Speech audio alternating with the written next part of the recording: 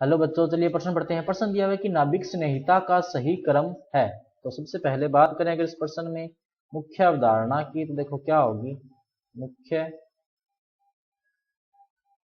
अवधारणा जो इस प्रश्न में होगी वो होगी नाभिक स्नेहिता का क्रम। नाभिक स्नेहिता का क्रम। तो देखो सबसे पहले नाभिक स्नेही होता क्या है कि वह स्पीसीज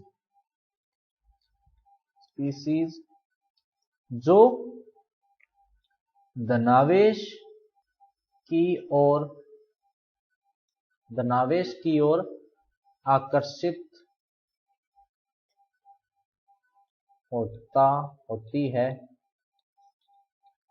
होती है वह समय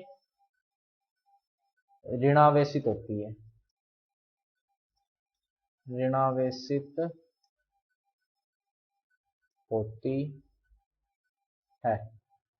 या अपने ये भी कह सकते हैं कि जो स्पीसीज इलेक्ट्रॉन धनी होती है वो क्या होती है, नाभिक स्नेही होती है। अब एक बात हमेशा ध्यान रखना कि जो नाभिक स्नेहिता जो होती है, नाभिक स्नेहिता जो होती है वो विद्युत ऋणता जो होती है उसके व्युत्क्रमानुपाती होती है।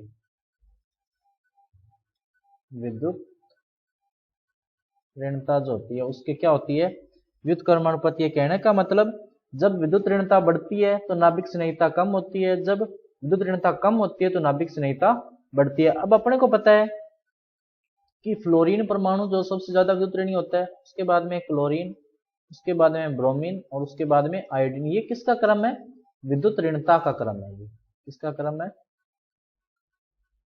विद्युत ऋणता का क्रम है। तो नाभिक स्नेहिता का क्रम क्या होगा, इसका बिल्कुल उल्टा होगा। क्या होगा, बिल्कुल उल्टा। यानी कि आयोडीन जो है वो सबसे प्रबल नाभिक स्नेही होगा, उसके बाद में कौन होगा, ब्रोमीन, फिर कौन होगा, क्लोरीन, और फिर कौन होगा, क्लोरीन। ये किसका क्रम है, नाभिक स्नेहिता का। नाभिक स्नेहिता का क्रम है, क्योंकि नाभिक स्नेही होने का मतलब है कि इलेक्ट्रॉन दान करना।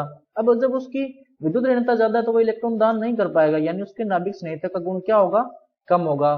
तो देखो सही विकल्प कौन सा होगा, विकल्प नंबर ए। तो बच्चों ये था आपका उत्तर। मैं आशा करता हूँ आपको समझ में आया होगा। धन्यवाद।